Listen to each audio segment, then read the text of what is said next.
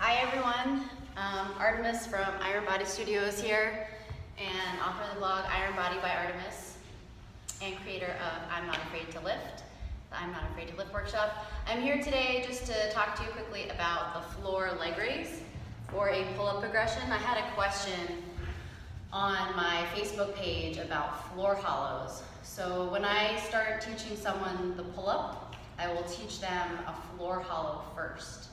However, sometimes the floor hollow is not great for everyone. So just a quick review, if you don't know what a floor hollow is, and you can do it with a dowel or without. Hopefully you can see me. And if you don't have your camera on landscape, turn it to landscape, because I have mine on landscape. For the floor hollow, you're just laying on your back. I won't use the dowel because I'm here. Laying on your back. And then starting out with your legs straight up, just lower them right before your lower back comes off the ground. You want to make sure from your hips to your shoulders, from like right about where your shoulder blades are pressed into the ground.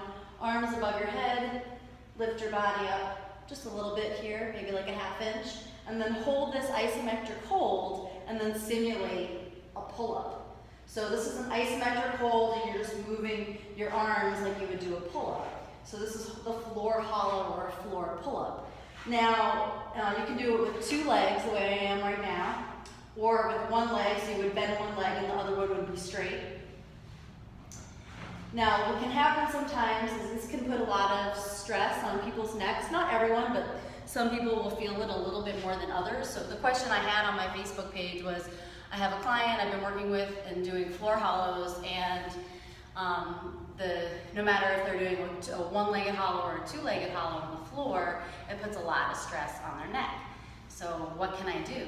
There's like a regression for it, and there really is no regression, but there are alternatives. And if that's happening, I would say just forget the floor hollow, like leave it out, have them practice some hanging hollows in a grip that is easiest for them, so maybe like an underhand grip or a neutral grip to start with, so just some hollows hanging from the bar. And then another alternative that is great is the floor leg raise. Because you definitely don't want to have someone doing a floor hollow and have to put a lot of stress on their neck. And no, you want to make sure that whatever the movement is that they're doing, they can actually focus on the movement and not any discomfort that they're having while they're trying to do the movement. So a great alternative as opposed to like a hanging hollow would be to do a floor leg raise.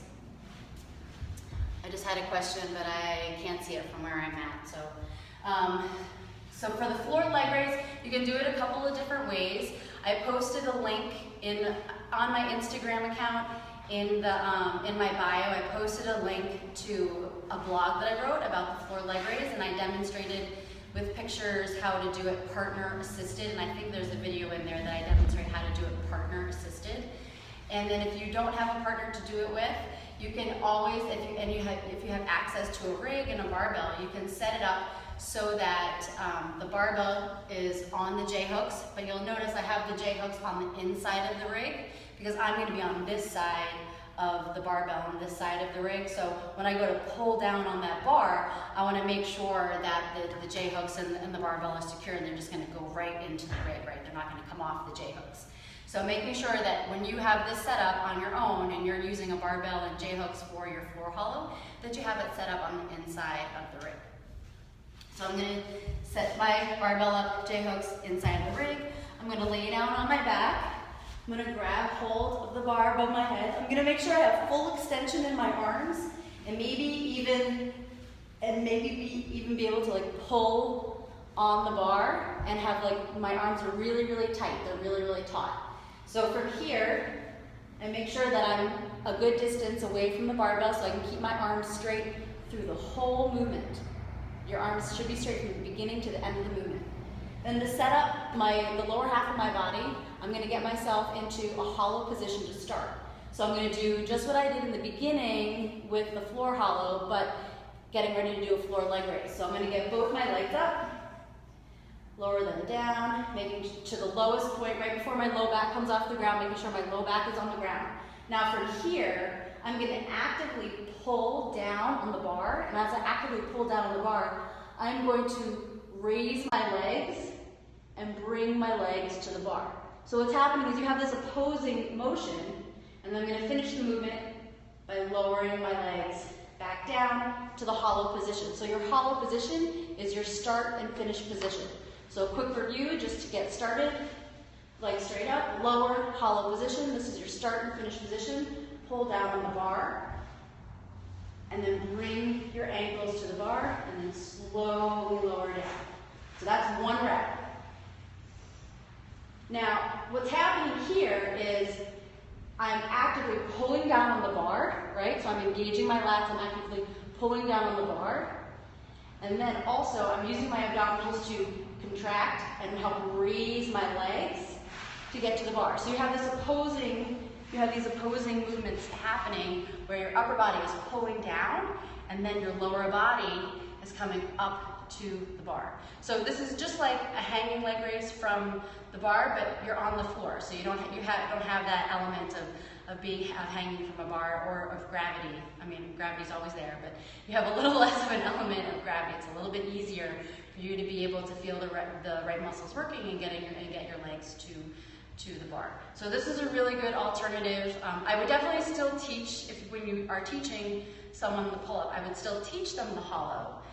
You can show them on the floor and then have them take it to a bar to hang, but then you can also show them here on, like a floor leg raise position too, what the hollow is.